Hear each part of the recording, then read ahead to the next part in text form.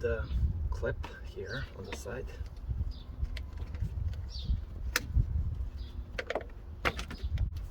This is the bulb, PSI 24W.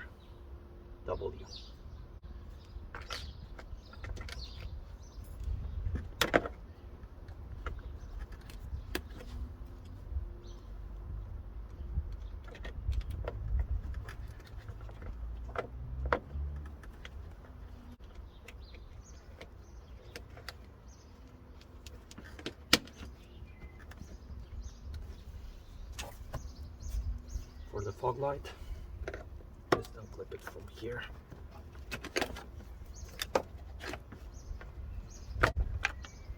This is the fog light, so it's a H10.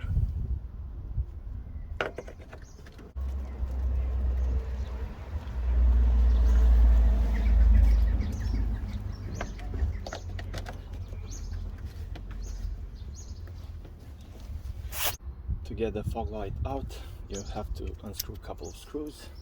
You'll need a T20 Torx bit. So 1 here, 2, 3, 4, and 5.